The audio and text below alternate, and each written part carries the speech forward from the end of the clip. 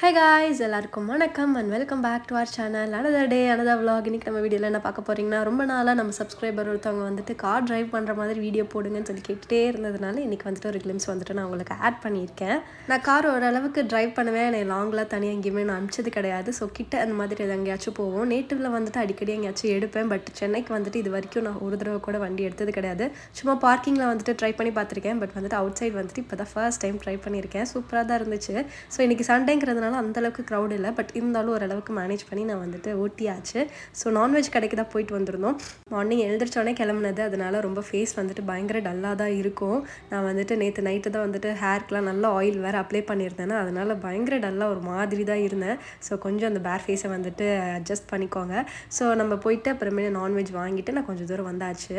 எங்கள் வீட்டிலேருந்து நாங்கள் ஈசிஆர் போனோம். ஈசிஆரில் தான் வந்துட்டு எங்களுக்கு கொஞ்சம் நான்வெஜ் வந்துட்டு செட் ஆகும். ஸோ பக்கத்தில் இருக்கிற கடையை விட எங்களுக்கு அங்கே போய் சாப்பிட்டா ரொம்பவே பிடிக்கும். அதனால் அங்கே போய் வாங்கிட்டு வந்தேன். ஸோ இன்றைக்கி என்னெல்லாம் வாங்கிட்டு வந்திருக்கோன்னு சொல்லி பார்த்தீங்கன்னா, நாட்டுக்கோழி, அப்புறம் பிரெயின், அப்புறம் லிவர், அப்புறம் சுவரொட்டி இதெல்லாம் தான். ஸோ எனக்கு ஹீமோக்ளோபின் கொஞ்சம் கம்மியாக இருக்கிறதுனால வீக்லி ஒன்ஸ் வந்துட்டு சுவரொட்டி எடுத்துக்கிறதுக்கு ட்ரை பண்ணுவோம். ஸோ இப்போலாம் நான்வெஜ் கடைக்கு போகிறோமோ இருந்துச்சுன்னா கண்டிப்பாக வாங்கிட்டு வந்துடுவோம். இந்த தடவை கிடச்சிது, அதனால் வாங்கிட்டு வந்திருந்தோம்.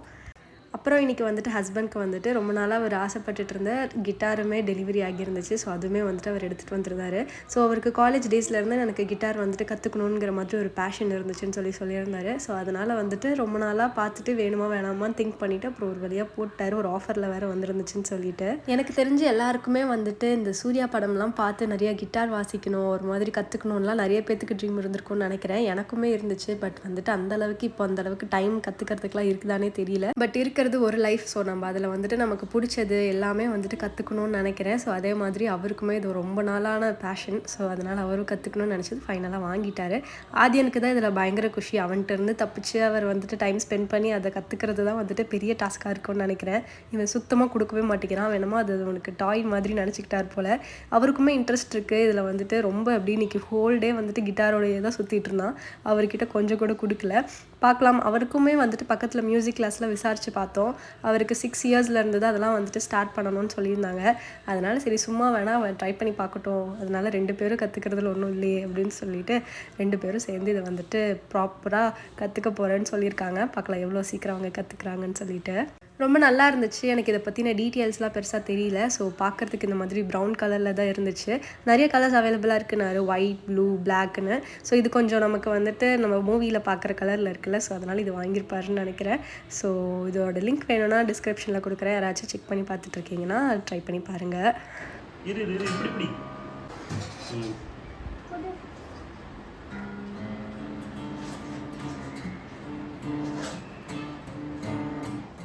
அவங்க 2 பேரும் அதை கண்டினியூ பண்ணட்டும். இன்றைக்கி நாம் வந்துட்டு என்ன பண்ண போகிறோம்னா, நாட்டுக்கோழி குழம்பு, தண்ணி குழம்பு, மிளகெல்லாம் போட்டு நல்லா செய்ய போகிறோம். ஸோ அதோட ரெசிபி நான் உங்களுக்கு ஷேர் பண்ணுறேன். அண்ட் வந்துட்டு பிரெயின் ஃப்ரையோட ரெசிபியும் உங்களுக்கு ஷேர் பண்ணுறேன். ஃபஸ்ட்டு இதுக்கு ஒரு சின்ன வெங்காயம் பேஸ்ட் தேவைப்படும். ஸோ அதுக்கு வந்துட்டு மிளகு, சீரகம், சோம்பு, பட்டை, கிராம்பு நல்லா ஒரு 1 கப் வந்துட்டு சின்ன வெங்காயம் போட்டு அதை நல்லா சாட்டே பண்ணி, மல்லித்தூள் வந்துட்டு நமக்கு ஒரு 3 டேபிள் ஸ்பூன் தேவைப்படும். ஸோ அது எல்லாத்தையும் போட்டு நல்லா சாட்டே பண்ணதுக்கப்புறமா அது பேஸ்ட் மாதிரி பண்ணிக்கணும்.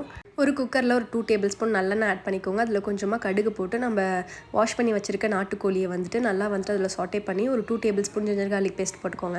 ஜிஞ்சர் கார்லிக் பேஸ்ட்டில் நல்லா சிக்கன் வந்துட்டு சாட்டே ஆகணும். அதுக்கப்புறமா நம்ம கிரைண்ட் பண்ணி வச்சுருக்க பேஸ்ட் ஆட் பண்ணி 3 table spoon chicken powder add பண்ணிக்கோங்க. நாங்கள் ஹோம்மேட் சிக்கன் பவுடர் வந்துட்டு ஆட் பண்ணியிருக்கோம்.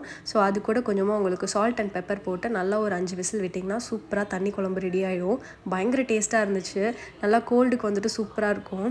நம்ம ஊர்லலாம் வந்துட்டு இந்த கடா வெட்டை அந்த டைம்லலாம் வைப்பாங்கள்ல. ஸோ அந்த டேஸ்ட்டில் இருந்துச்சு. ஸோ கண்டிப்பாக உங்களுக்கு சூப்பராக இருக்கும். ட்ரை பண்ணி பாருங்கள். நெக்ஸ்ட் வந்துட்டு பிரைன் ஃப்ரை செஞ்சிடலாம். ஸோ பிரைன் கூட நாங்கள் வந்துட்டு சுவரொட்டியுமே ஆட் பண்ணுறோம். ஸோ சுவரொட்டியில் வந்துட்டு நல்லா ஹீமோக்ளோபின் இன்க்ரீஸ் பண்ணி கொடுக்கும். ஸோ பிரெயின், லிவர், அதுக்கப்புறம் சுவரொட்டி இது எல்லாத்தையுமே போட்டு கொஞ்சமாக மட்டன் மசாலா, உப்பு, மிளகுத்தூள், அப்புறம் ஒரு 4 சின்ன வெங்காயம், ஒரு table spoon ginger garlic paste, ஒரு தக்காளி இதெல்லாம் போட்டு ஒரு 6 விசில் விட்டு எடுத்து வச்சுக்கிட்டேன். அதுக்கப்புறமா நம்ம அந்த பிரெயின் எடுத்து நல்லா கட் பண்ணிவிட்டு நமக்கு தேவையான அளவுக்கு சுவரொட்டியுமே எடுத்து கட் பண்ணிக்கோங்க. அதுக்கப்புறமா ஒரு கடாயில் கொஞ்சமாக நல்லெண்ணெய் போட்டு பெரிய வெங்காயம் ஒரு சும்மா ஒரு ஹாஃப் பெரிய வெங்காயம் ஆட் பண்ணிக்கோங்க. அதில் சில்லி பவுடர், அப்புறம் மஞ்சள் தூள் இது எல்லாத்தையும் போட்டு நல்லா சாட்டே பண்ணதுக்கப்புறமா சுவரொட்டி, பிரெயின் இது எல்லாத்தையும் போட்டு பிரெயின் வந்துட்டு சும்மா ஒரு 4 மட்டும் கட் பண்ணியிருக்காங்க. ஸோ நல்லா போட்டு சாட்டே பண்ணதுக்கப்புறமா நல்லா பெப்பர் ஆட் பண்ணிக்கோங்க. ஃபுல் அண்ட் ஃபுல் நல்லா பெப்பர் ஆட் பண்ணி செஞ்சிங்கன்னா சூப்பராக இருக்கும். பிரெயின் ஆல்ரெடி நம்ம குக் பண்ணி தான் போடுறோம். அதனால இதை வந்துட்டு சும்மா நம்ம சாட்டே பண்ணால் போதும். ஃபைனலாக வந்துட்டு கருவேப்பிலை போட்டு இறக்குனிங்கன்னா செம்ம டேஸ்ட்டாக இருக்கும். பிரெயினை வந்துட்டு கொஞ்சமாக நம்ம மஞ்சத்தூளில் போட்டு வாஷ் பண்ணால் போதும். அதே மாதிரி சுவரொட்டியுமே மஞ்சத்தூளில் போட்டு வாஷ் பண்ணி அப்படியே போட்டு நம்ம குக் பண்ணணும், அதை கட் பண்ணலாம் கூடாது. நான் ஒரு தடவை இது குக் பண்ணலாம்னு சொல்லி ட்ரை பண்ணும்போது நல்லா வந்துட்டு பிரெயினை வந்துட்டு வாஷ் பண்ணி மேலே இருக்கிற நர்வ்ஸ் எல்லாம் எடுத்து அது வந்துட்டு ஒரு மாதிரி ஆயிடுச்சு. ஸோ அந்த மாதிரிலாம் நீங்கள் வாஷ் பண்ண வேணாம். இப்படி நல்லா குக் பண்ணிங்கனாலே குக் பண்ணி வரும்போது மேலே இருக்கிற நர்வ்ஸ் வந்துட்டு தனியாக வந்துடும். ஸோ அதை வந்துட்டு நம்ம அப்படியே எடுத்துடலாம். இங்கே வந்துட்டு நல்லா சூப்பராக வந்துட்டு நாட்டுக்கோழி குழம்பு ரெடி ஆயிடுச்சு. ஸோ கோழி எடுத்து தனியாக வந்துட்டு நம்ம சும்மா எண்ணெயில் பெரட்டி கொஞ்சமாக சிக்கன் மசாலா போட்டோம்னா நமக்கு நாட்டுக்கோழி பெரட்டலும் ரெடி. ஸோ சூப்பரான இன்றைக்கி லஞ்ச் வந்துட்டு பயங்கர ஃபில்லிங்காக சாப்பிட்டாச்சு. ஸோ அதுக்கப்புறமா ஈவினிங் போல் ஆதியன் வந்துட்டு எனக்கு கொஞ்சம் பிஸ்கெட் வேணும்னு நேற்று கேட்டிருந்தாரு. ஸோ அதோட ரெசிபி நான் இன்றைக்கி வந்துட்டு உங்களுக்கு ஷேர் பண்ணுறேன். நான் எது போடுறேன் என்ன பண்ணுறேனே தெரியாமல் நான் வந்துட்டு ஃபஸ்ட்டு செகண்டுன்னு சொல்லிட்டு மாற்றி போட்டிருந்தேன். பட் உங்களுக்கு நான் கரெக்டாக வந்துட்டு ஸ்டெப்ஸ் வந்துட்டு டிஸ்கிரிப்ஷன் பாக்ஸில் கொடுக்குறேன். ரெசிபி நல்லா வந்துருந்துச்சு. அதனால தான் நான் உங்களுக்கு இந்த வீடியோவுமே ஷேர் பண்ணணும்னு நினச்சேன். 1 கப் கோதுமை மாவுக்கு 1 கப் சுகர் போட்டு நல்லா மிக்ஸ் பண்ணிக்கோங்க. அது கூட ஒரு 50 கிராம் வந்துட்டு மெல்டட் பட்டர் வந்துட்டு ஆட் பண்ணிக்கோங்க. அதுக்கப்புறமா நமக்கு pinch of baking powder, baking soda, salt இது எல்லாத்தையும் போட்டு நல்லா மிக்ஸ் பண்ணிக்கோங்க. இன்றைக்கி நான் வந்து கோதுமை மாவில் தான் செஞ்சுருக்கேன். ஒரு 1/4 கப் வந்துட்டு கொக்கோ பவுடர் ஆட் பண்ணிக்கோங்க. அதுக்கப்புறம் டார்க் சாக்லேட் வந்துட்டு மெல்ட் பண்ணி ஆட் பண்ணியிருக்கேன். இதெல்லாம் போட்டு நல்லா மிக்ஸ் பண்ணி குட்டி குட்டி பால் மாதிரி பண்ணி நம்ம ஓவனில் வச்சு நான் எனக்கு 1 hour ஆச்சு இது பேக் ஆகிறதுக்கு. கொஞ்சம் திக்காக இருந்ததுனால ஸோ நல்லா கிறிஸ்பியாக வரணும்னா நமக்கு ஒரு 180 டிகிரி செல்சியஸில் 1 hour நல்லா பேக் பண்ணி எடுத்திங்கன்னா சூப்பராக வந்துருந்துச்சு.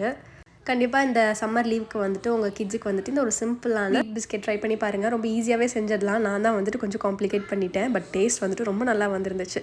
ஸோ இதை ட்ரை பண்ணி பார்த்துட்டு எப்படி வந்துருந்துச்சுன்னு சொல்லுங்கள். உங்கள் எல்லாரையும் இன்னொரு இன்ட்ரெஸ்டிங்கான வீடியோவில் மீட் பண்ணுறேன். பாய்.